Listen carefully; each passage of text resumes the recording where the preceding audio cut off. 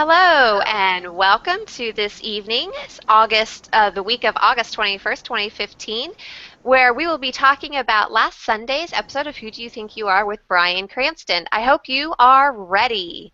Hi everyone, my name is Shannon Combs Bennett. I'm the creative director for the In-Depth Genealogist. Joining me this evening are Jennifer Alford, our publisher, and our special guests Valerie Eichler-Lair and Amy Johnson-Crow. Thank you for joining us, ladies. Thank you for having us. Great. Unfortunately, Look at that, right on time. In stereo. Yeah, I know. It's awesome. Unfortunately, Terry can't join us this evening. She's having some technical difficulty with her internet, so she'll have to come back next week. Well, so who wants to get started? I think this was a pretty interesting episode. There was a nice continuation of a sad pattern of abandonment in the family by the male paternal line. But I thought it was interesting. He went to Chicago and he went to Montreal and all over the place. Anybody have any impressions they want to start out with tonight? Well, I really enjoyed the very beginning when he was sitting around talking with his family and talking about how he hopes that he finds skeletons in their closet. Yeah. I just thought that was great for a guy who, was the lead on Breaking Bad. Mm-hmm. For him to want to find something dirty laundry-ish. I just thought that was great. Especially since there's other people that don't want to find that out, and we won't go down that trail. Yeah, let's not do that. No. Exactly.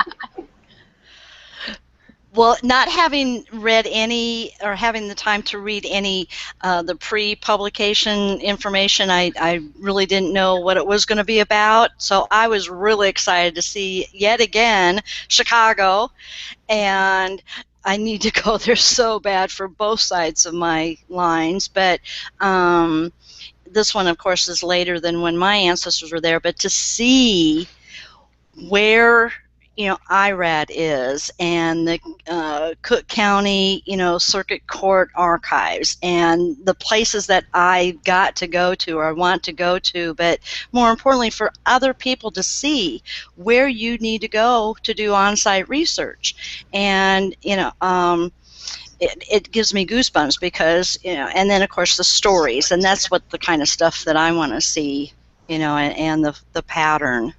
So. How about you, Amy? Anything in particular that struck out at you? Struck out? Yeah. Well, first, just seeing Bryan Cranston with hair. I know. It's so weird. It's like I had just gotten over him making the whole transition from the dad in Malcolm in the Middle to the whole Walter White thing, and now seeing him with hair again, that was a big shock to me. After I got past that, I was really, like Jennifer said, I had to giggle when he said, he wanted to find the bad people, that he wanted to find the dirty laundry, and he was sure that there was some sort of infamous person or persons out there, and well, he was right. At least infamous within their own family, we'll put it that way. But I was really struck when he got that first death certificate. Oh, I know. For his, would have been his half aunt. Mm-hmm. Yeah. And it was that moment where I think it really became real to him. He'd seen the census records, he'd gone through that divorce record, but there was something about seeing that death certificate. Maybe it was because he had just learned about her existence. And it's like she was here and now she's gone. Right. Well, I think he even said. That really struck me. Yeah, I think he even said, because I watched it twice to fill in the notes that I missed, but there wasn't very many. But it was, there at the Cook County Circuit Archives when he said, "Oh, in with the dusty old books," and that's when he said this really brought it to reality, to this is a real person. And yeah, I got goosebumps. So. Well, part of me wonders if before he was given her death certificate, if maybe he'd started trying to figure out how long did she live? Did she have kids? Do I have cousins out there? Mhm. And maybe, it really brought it home because that fantasy that he had started to create in his head with all those what ifs never happened. Never And happened. that can be very sad then when you Yeah, realize that. That very true. and when he was musing out loud, if he wondered if his grandfather knew about her and knew that she had died. Yeah. And I don't think that's a question that they could answer or anybody could answer now at this point. Mm-mm. Right. Mm-mm. Even the historian, and I was so excited. She was from KU, Rock Chalk, Jayhawk. But when she says, "Well, we don't know that," if her father ever knew about her, because again, well, then we find out in military records listing that he's single. So Yeah. probably not. And then, of course, when they started with the 1930 census, I loved it when they zeroed in, and when I read that, what you talked about in the article, Shannon, zeroing in on the age at the first marriage, and oh yeah, oh my gosh, I need to go back and see. But to calculate that and say, well, that's not his first wife, obviously. The ages don't match. He was, 19 in his first marriage, 18, and then you saw the difference in age, and so that's when I think it really hit him. I could see it like, whoa, Then of course the Aunt Kathleen. So, and Well, I think that age thing of the 1930 census was an important thing to point out to a lot of people. They may not realize that when they look at those. They just, write down the information or record the right. information from the census records as they see it. But sometimes you have to take that extra step and go and realize that there's an issue, and how it can be a very good clue to tell you if your ancestors, as long as they're telling the truth, Where is that? were married Yes. previously. Yeah.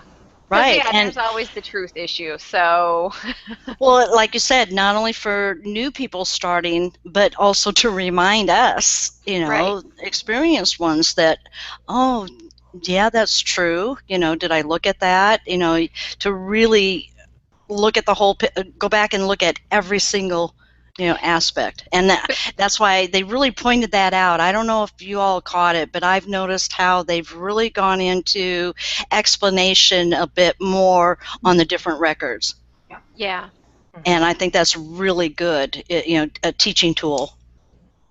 Sitting here thinking, I find it interesting that he put his actual age for first marriage on the census, but yet he listed single on the draft card. Yeah. Well, It it was kind of hit me. It was a money issue.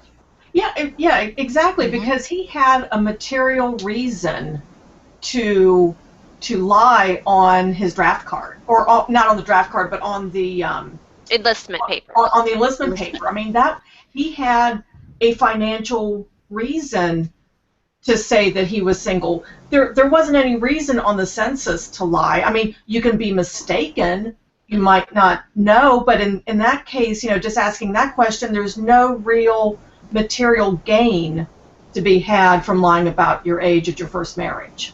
Unless your second wife happens to be standing right there and she didn't know you were married didn't know. before, in which case, all that stuff. Exactly. Right. Right.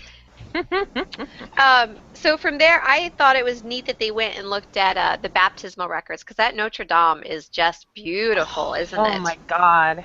It makes me jealous. I want people with baptismal records in places like that so I can go visit. Yeah, It's just exactly. not fair. You wish you had ancestors there. Yeah. Yeah. And yeah, I just don't don't there. know But yet. yeah. Totally not fair. Yeah, my husband was watching it with me, and he goes, "Oh, wow.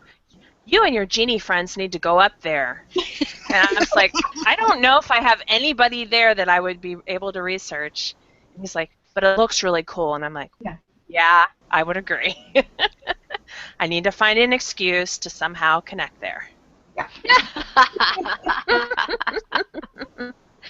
Just have to find that one excuse. Just one. Just Yes. one. There's got to be somebody. I know I have some Irish people who came through Canada. I just don't know Oh. how long they were in Canada. I haven't pursued that line very much. So, Well, I have someday. Irish. Well, it was from the Irish female side, an ancestor that was in Saskatchewan, in Moose Jaw. But watch, they probably don't have some building like that. And nothing against them. I'm hoping they do, but it would be my luck that it would be just a square building. The whole Yeah. one. Okay. You didn't hear me say that. I didn't say that, and I'll deny it. But no, but yeah. So yeah, But that was really good. I thought it was really sad that so that would be his great grandfather Daniel was in an orphanage at 2. Yeah. Because his mother was Yeah. working. Mm-hmm. And the one man in that paternal line who, was in an orphanage and seemed to have a pretty rough start, stays with his wife for what was it, 41 years Yeah. in that one 41. census? Yeah. Yes. 11 kids. kids. Cool. Oh my God. 41 years married and 11 children. All living. Yeah, that Yeah. was the thing I was impressed with, Mhm. was that they were Yeah. all living in that time frame. And I loved the little hint again when they're looking at James Daniels' death certificate, and how that said he was born in England, but the census, Brian referred to it from Ireland, and when she said, well, at this point the census probably is more accurate because it could have been from firsthand information or firsthand knowledge rather than a Right. death certificate. So Did you notice on the census it said Ireland, England? So Mhm. part of me wonders, I can't remember what census year that was, but part of me wonders. 1910, or no, 19. Well, there was 1930 they used, but I think it was Because the if it was- 1910. Okay, because if it was later than Yeah. that, yeah, because Ireland would still be part of England at that time. Well, it's Ireland, but the native tongue was English. Right. English. There you As Yeah. opposed to Irish, and they regularly spoke Celtic or There you Irish. Right. There you go. That's It's the mother tongue, yeah. that's the- Ditto. That makes a lot more sense. I hadn't gone and looked Makes at it a little simpler. Yeah, I hadn't gone and looked at the templates for those ones, so I was Mhm. trying to go by memory. And there, you can't do that with census records. There's Not- too. No, Yeah. No. hmm get out my little templates each time. Yeah, you have to. You have to look at those column headings because, looking at, because it would be really easy to miss that clue like we were talking about earlier. The question is age at first marriage, not age at this marriage, Right. Right. which can really mess things up. hmm Right. You got to read those. Fine print. Yep. Definitely. So there was something else that the last one, his name was Joseph H. Joseph Henry. He went by Henry sometimes. Daniel's father, so that would have been his second great grandfather. Yes. Am I doing the math correct? hmm Mhm. Okay. Yep. I thought that was interesting. It seems that there's this pattern in his family of men going to war to get away from their wives. Yeah. I was cracking up when they actually said that in the episode. It's like, yeah, a permanent, instead you're married to the military instead of your wife. It happens still today. Oh yeah. Well, but then at the end of it, Brian said, and the quote that I wrote down that I thought was really good was, these were men born with suitcases in their hands. hmm Hmm. And it's like, that sums it up really nicely. It really does. But Amy did some Yeah. extended research on Mr. Cranston. Yeah, I mean, you talk about the Civil War and my ears just perk up. And then, finding out that he was at the home in Dayton, which is like, an hour and a half away from me. And I've been there. I've been to that cemetery. Oh, have you? wow. Yeah, it's cool. Of course, I've never been to a cemetery I didn't like, so that's probably not a real fair statement to say, oh, it was cool. But yeah, I thought, okay, so he's there. He's there in the home, and they showed the record briefly in the episode. His register from when he was there at the National Home for Disabled Volunteer Soldiers, and I thought, let's go take a look at this. And those records are available both on Ancestry and on Family Search. Oh, wow. Yeah, Cool. I mean it's a great collection. They have both Family Search and Ancestry have almost all of the older National Home records, and I mean just the registers, not all of the records, but the registers, which is where all of the good genealogy information is. So I went in and I looked up dear Joseph H. Cranston, and they showed most of the record in bits and pieces in the episode, but putting it together and seeing it all there, seeing that it lists his cause of death as, let's see, how did they list it? Said to be from inhaling gas. So, I kind of wonder about what the archivist there at the National Home said, that she understood it to be carbon monoxide. That, I don't know. I got the impression, like from the newspaper article, that Like a gas lamp went out or something. Yeah, that it was natural gas, or that whatever gas they used for either a heater. I mean, it's March, it's Ohio, it's going to be cold. Either for the heater or for lights. Was this a case of suicide, or did the gas go out and they were overcome by the gas? Not really carbon monoxide, but the actual fuel. Right. I don't know. Was it really? And so then you question, well, was it suicide? Because it's a house, it's like a hotel, something like that, where they went into town and they got him and his buddy got intoxicated. Again, like you said, it's cold. They turned up whatever heater or what I don't know what that would be. I'd have to go down that rabbit hole to figure that out. Yeah. But it's like to stay warm, or again for light in the room, and then they pass out, and then because of the gas of that. So I'm thinking it was from that, but it really, the newspaper article is like, I want to go back and see what did it exactly say. Yeah, I'd like to go back to the newspaper article, and I would also be interested to see if there's a coroner's report. Because and this was what in 1889. That usually an inquest if there was a suspicious death. Because any suspicious death or suicide or murder, they automatically did an autopsy. There would be a coroner's inquest, and it's like, oh. There may not have been an autopsy, but I bet that the coroner was called in just because it's an unusual. It's an unusual death. So, I'm just wondering if there's a coroner's inquest that might have a little bit more detail.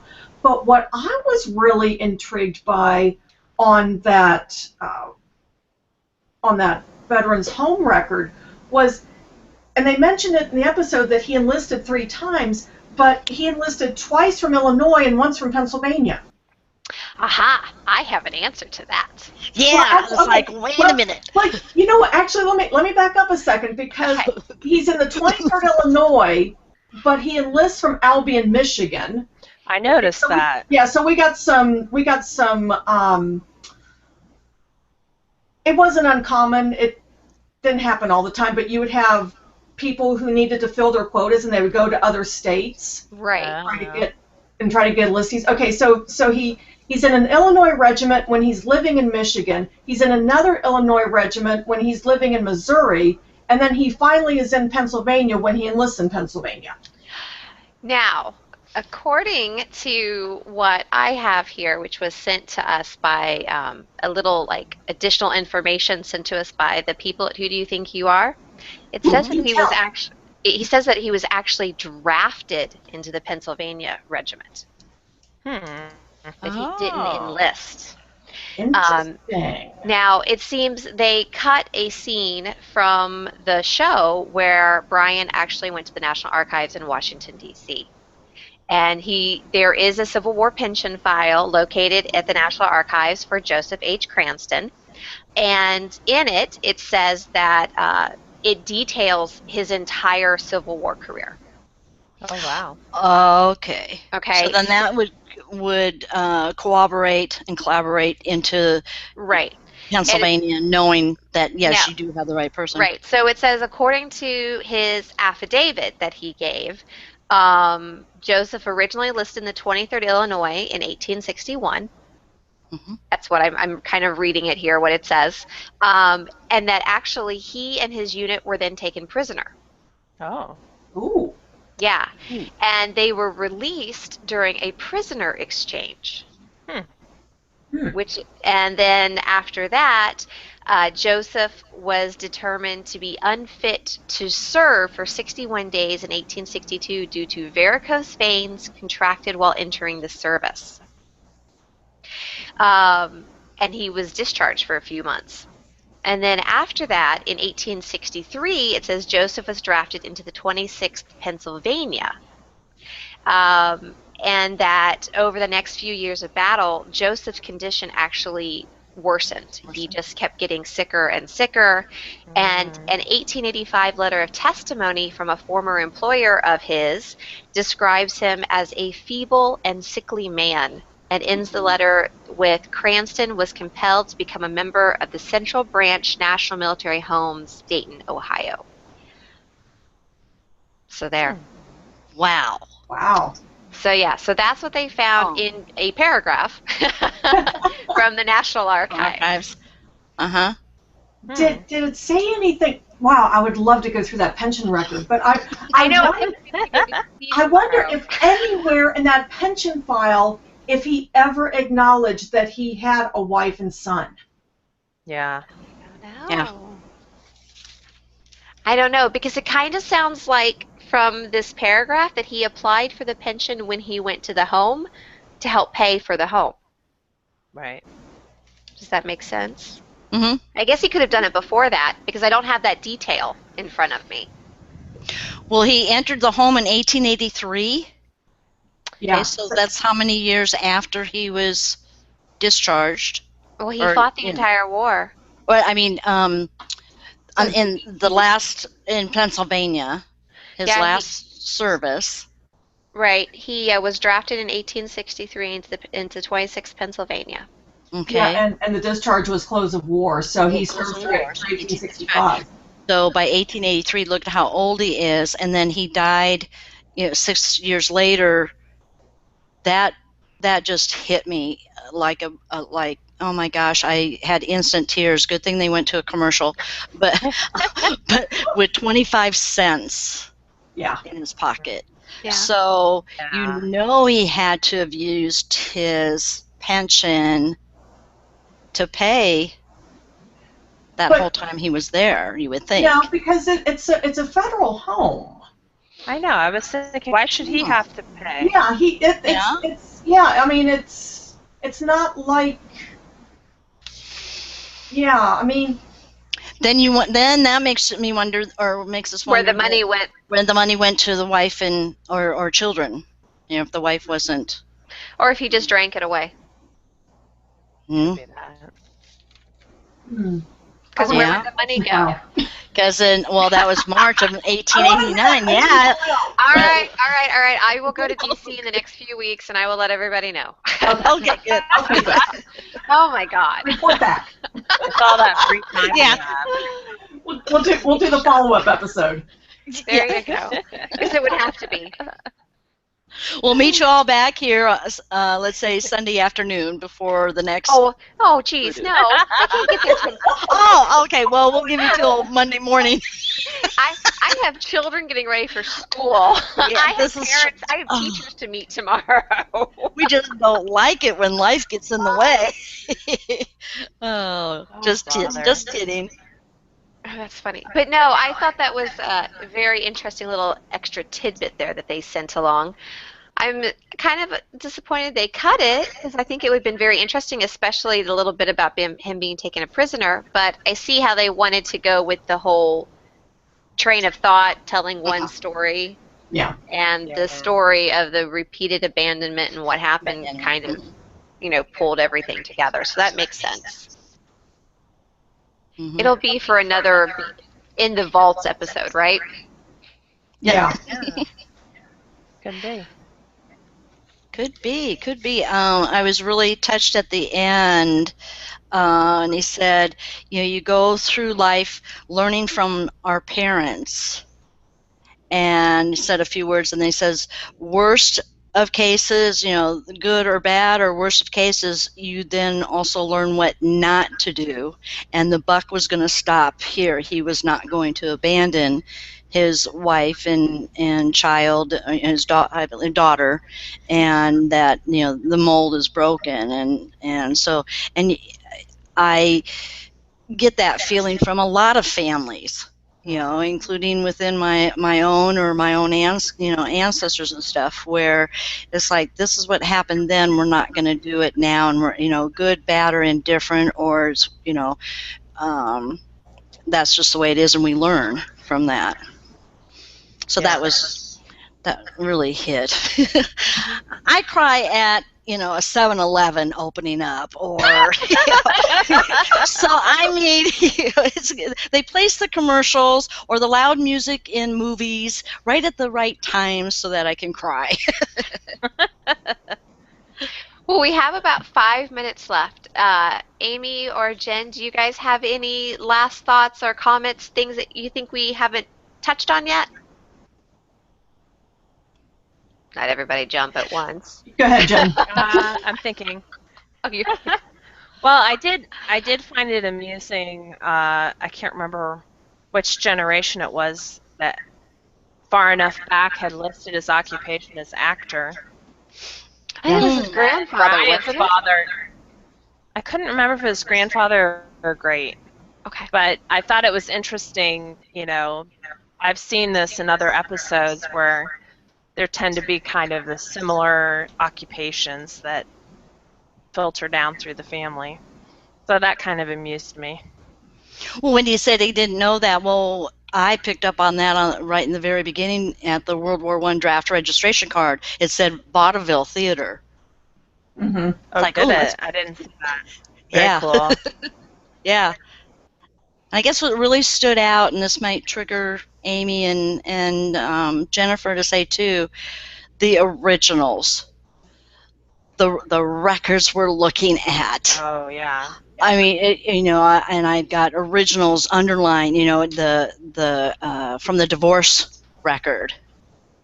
And of course, Cook County and Chicago, it's like, and then in Springfield, it's like, oh man, we really got to go there. It's both my grandma and my grandfather's side, so I have both maternal and it's like, oh man. Terry doesn't know it yet, but I'm going to ask her if I can stay for 2 months. I thought at first a month, and it's like, oh no, a month per line. Oh, Lord. That's funny. Good luck with that. Yeah, but that really stuck out to see. I'm sure you all noticed that too, but. Yeah, I think for me it was just seeing his reaction as it unfolded and as these people became real to him. I mean, I think sometimes when we're doing genealogy and we get so wrapped up in trying to solve the puzzle and trying to take it back a generation, or identifying all the siblings or whatever, but there's that wonderful puzzle aspect of it that so many of us find very alluring. And I think sometimes, and I think that we're more aware of it than not, but I do think that sometimes we forget about these names that we're looking for as being real people. Mm-hmm. That this isn't just a name on a draft card. This is a person, and this person had a story. This person had his own hopes and his own dreams and his own demons.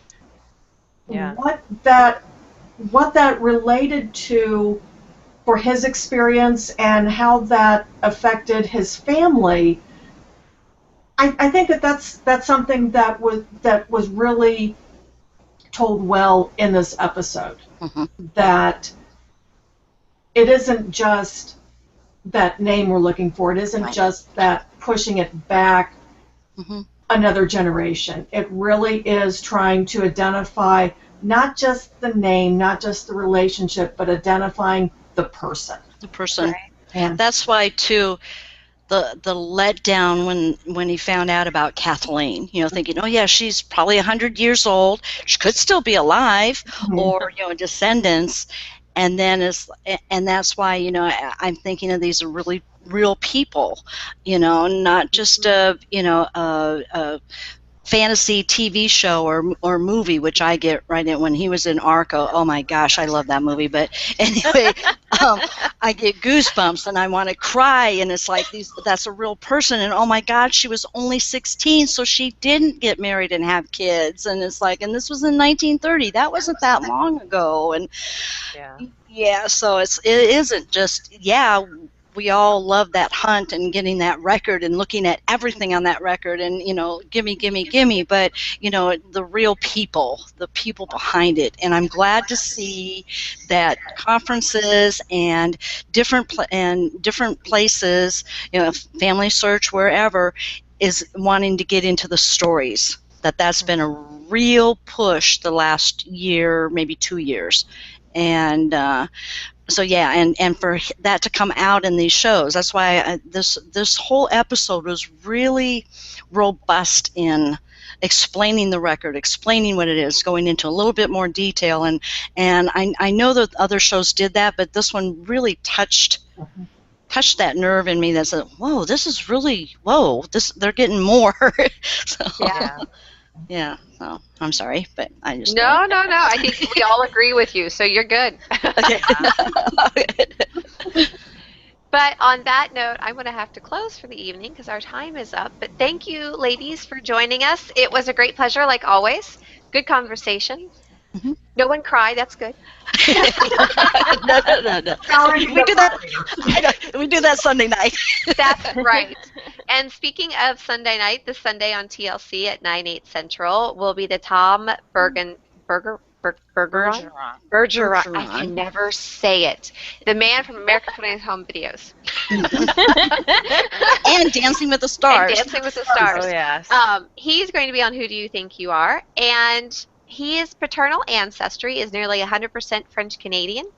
And during his journey, he's interested in finding out why his ancestors came to North America and what his connection possibly is to the royal courts of France. Ooh. So, little mystery there. Maybe we'll get to see the big basilica in Montreal again. Oh, that'd be nice. We can hope. Well, on that note, thank you again, ladies, for joining us, and thank you out there in YouTube land for listening to us talk for the last half an hour. Remember, we love to hear from you. Drop us a line in the comments below, like us on Facebook, follow us on Twitter, or just send us a plain old email at editor@theinDepthGenealogist.com. And on that note, have a great day, and remember to go in depth with all of your ancestors. Thanks. Bye.